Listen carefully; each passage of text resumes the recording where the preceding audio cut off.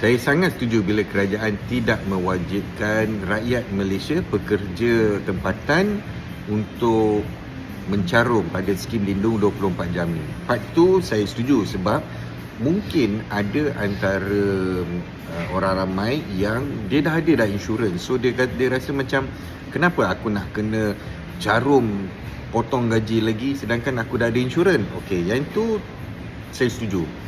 Tapi saya yakin ramai orang yang masih tidak ada apa-apa skim perlindungan insurans.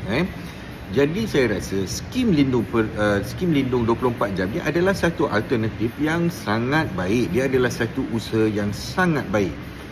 Cuma masalahnya adalah pada pendapat saya, Perkeso dia gagal memberi penerangan yang jelas kepada orang ramai mengenai skim lindung 24 jam ni. Walaupun ada tapi saya tak rasa ianya cukup efektif. Sebab saya bagi sebagai contoh.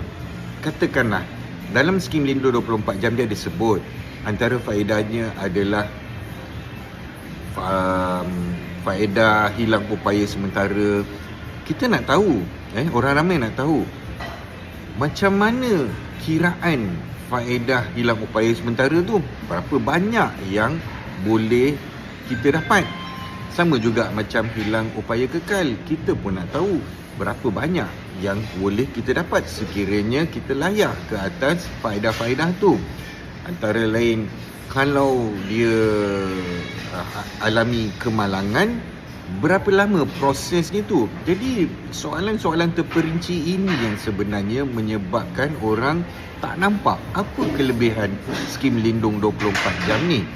Jadi saya rasa sepatutnya Perkeso dia buat lebih banyak penerangan sebab kita nak orang ramai mendapat perlindungan hasil daripada skim lindung 24 jam ni.